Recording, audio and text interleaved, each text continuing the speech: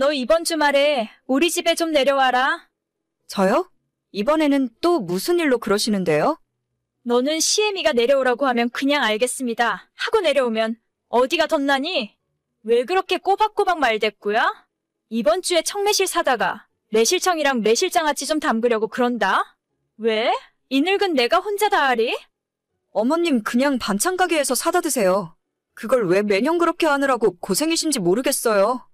사 먹는 거랑 내가 만든 거랑 같니? 오기 싫으면 오지 마. 그냥 나 혼자 하다가 콱 쓰러져 버리면 그만이니까.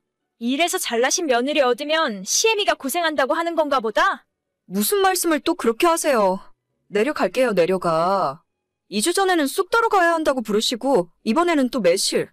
주말마다 제가 어머님 일 도와드리느라 쉬는 날이 없어요.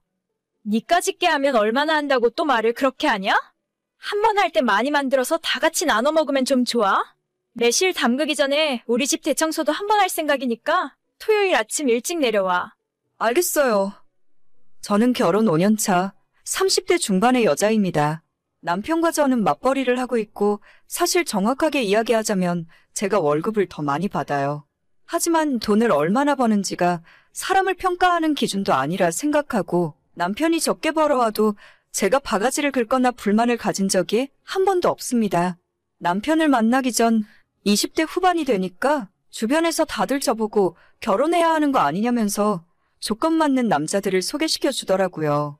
저는 그때 결혼을 위해 상품처럼 서로 간의 연봉을 따지고 조건을 보는 것이 옳지 않다고 생각했어요.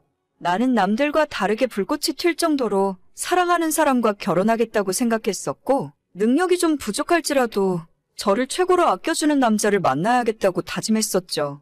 그렇게 만나게 된 지금의 남편은 처음부터 저를 엄청 사랑해주고 아껴줬어요. 그 열정적인 모습이 영원할 것만 같아서 1년 만에 결혼하고 같이 살게 되었는데 연애랑 결혼은 완전히 다른 문제더라고요.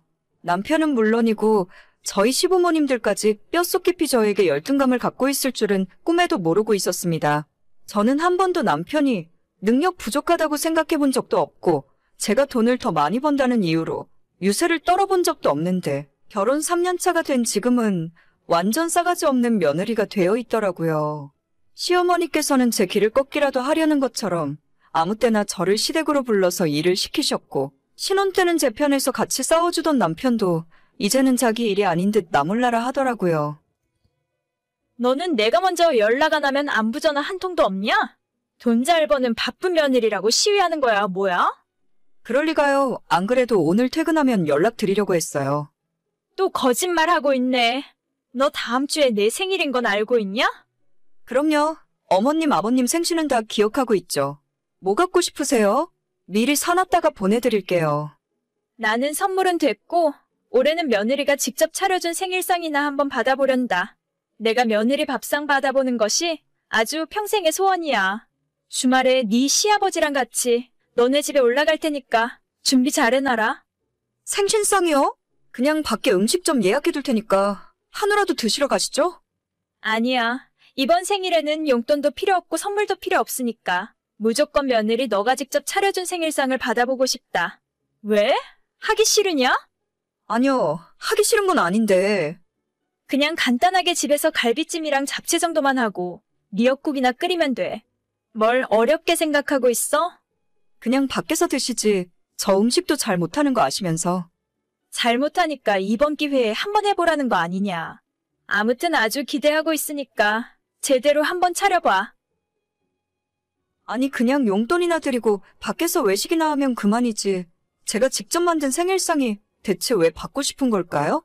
제가 요리라도 잘하는 타입이면 모르겠는데 평소에 저희 부부도 웬만한 반찬들은 반찬 가게에서 다 사다가 먹고 보통 외식을 많이 해요. 아침 7시면 출근하느라 집에서 나가야 하고 저녁에 퇴근하고 돌아오면 씻고 집에서 쉴 시간도 없는데 장보고 요리할 만큼 한가하지 않거든요. 주말에는 보통 남편이랑 같이 외출해서 밖에서 사 먹거나 굳이 집에서 밥을 먹으려면 고기 사다가 구워 먹는 정도가 보통입니다. 다 사다 먹는 반찬에 저는 간단한 찌개나 국 정도 끓이는 것이 고작인데 시어머니 생신상을 차리라고 하니까 너무 스트레스를 받더라고요. 저 시집 오고 나서 제 생일상이나 저를 위한 밥상을 한 번이라도 차려주셨으면 모를까? 왜 며느리라고 못 잡아먹어서 안달인지 모르겠어요. 여보, 다음 주에 어머님 생신인 거 알아? 어머님이 나한테 생일 선물로 뭘 달라고 하시는지 들었어? 뭐? 나는 모르겠는데? 용돈도 필요 없고 선물도 필요 없고 나한테 생일상 차려달라고 하시잖아. 어쩔 거야 이거. 생일상? 어려울 거 뭐 있나? 대충 미역국이나 끓이고 우리 엄마 좋아하는 갈비찜이나 하면 그만이지. 그럼 당신이 해봐. 뭐라고? 난 당신 엄마 생일상 차리기 싫으니까 당신이 직접 하라고. 어머님이 지금까지 내 생일날에 미역국이라도 끓여준 적 있는 줄 알아? 시댁에 불러서 내려가도 항상 당신 위주로 밥상 차리시지. 나 좋아하는 음식 한 번도 해주신 적 없어. 아니, 아무리 그래도 며느리한테 생일상 받고 싶다는데 그걸 내가 어떻게 해? 그걸 왜 못해? 아무튼 당신이 알아서 해. 나는 죽어도 못하겠으니까. 아 진짜? 그럼 내가 대충 차려볼 테니까 우리 엄마한테는 당신이 차렸다고 해. 괜히 시끄러워지는 거 싫으니까. 그 정도는 해줄 수 있지? 그러던지 난 모르겠다 진짜. 결국 남편이 자기가 장을 봐서 음식을 만들 테니까 저보고 장단만 맞춰달라 부탁하더라고요. 이번 한 번만 비위를 맞춰주면 어머님도 앞으론 조용하실 거라면서 딱 한 번만 그러자길래 저도 그냥 조용히 넘어가기로 했습니다. 남편은 반찬 가게에서 몇 가지 밑반찬을 사왔고 그날의 메인 메뉴인 갈비찜은 동네에서 가장 유명한 한식당에 주문을 해서 포장해 오더라고요. 결국 집에서 직접 만든 거라고는 미역국 하나뿐이었고 집에 있는 예쁜 그릇에 옮겨 담았더니 나름대로 그럴싸해 보였습니다. 하지만 저는 알고 있었죠. 집에서 평생 살림만 했던 시어머니가 남편의 그런 얄팍한 수에 넘어가지 않으리란 걸요. 다른 건 몰라도 갈비찜은 집에서 직접 만든 것과 식당에서 파는 것이 차이가 많이 나는데 어머님이 그걸 몰라볼 리가 없었으니까요. 그러거나 말거나 내가 하는 것도 아니고 될 대로 되라는 심정으로 남편 하는 짓을 지켜보고 있었습니다. 약속한 토요일에 어머님과 아버님이 오셨고 아니나 다를까 어머님은 한숟갈 뜨시자마자 바로 표정이 딱딱하게 굳으시더라고요. 그래도 아버님 앞인지 저한테 크게 뭐라고 안 하셨고 음식에 간이 짜네마네 조미료를 너무 넣은 것 같다는 식으로만 말을 하고 가셨어요. 저야 제가 직접 만든 음식도 아니고 어머님이 잔소리를 해도 한 귀로 듣고 한 귀로 흘려버렸죠. 대충 이번 일도 이렇게 넘어가는 건가 생각했는데 다음날 어머님한테서 연락이 왔습니다. 야, 너는 내가 바보로 보여? 식당에서 음식 사다가 너네 집 접시에 덜어놓으면 그게 너가 만든 음식이야?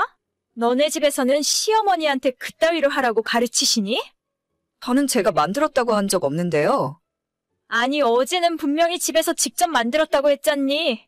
이제는 내 앞에서 거짓말까지 하는 거냐? 그건 오빠가 자기 마음대로 한 소리고 저는 아무 말도 안 했어요. 내 아들이 그런 거짓말을 나한테 뭐하러 해? 너가 괜히 밖에서 음식 사다 놨으면서 착한 내 아들한테 거짓말하라고 시켰니? 아니에요. 음식을 사온 것도 어머님 아들이고 어머님 생신상 그렇게 차리자고 한 것도 어머님 아들이에요. 저는 이번 일에 아무런 연관이 없으니까 저한테 뭐라 하지 말아주세요. 누가 우리 아들한테 생일상 받고 싶대? 내가 너보고 차리라고 그렇게 이야기를 했는데 내 말이 웃음니? 제가 어머님 말을 들어야 할 이유가 어디 있어요? 며느리가 차려준 생일상 받아보고 싶으면 어머님이 먼저 며느리한테 차려줘 보세요. 어머님한테 뭐 하나 받은 게 없는데 왜 저한테는 바라기만 하시는 거예요? 얘 말하는 것 좀 봐라. 너가 돈 좀 번다고 남편이랑 시엠이 알기를 개똥으로 아는 거야. 그러지 않고서는 이럴 수가 없어. 며느리를 개똥으로 생각한 건 아니고요. 어머님 스스로 그렇게 대접받게 행동하고 계시는 거죠. 야, 너 자꾸 내 말에 말대답할 거야? 결국 옆에서 보다 못한 남편이 저한테 화를 내면서 시어머니한테 무슨 말버릇이냐고 하더라고요. 어머님은 저 때문에 충격을 받았는지 머리를 싸매고 드러누워 버리셨고 남편은 더 이상 저 같은 여자랑 살기 싫다면서 짐 싸들고 나가버렸어요. 며칠 만에 집으로 다시 들어오더니 자기가 중간에서 다 이야기해놨으니 저보고 시모한테 가서 사과하라는데 제가 왜 그래야 하는지 모르겠더라고요. 그냥 이대로 너는 너네 엄마랑 살고 나는 나대로 살겠다고 했습니다.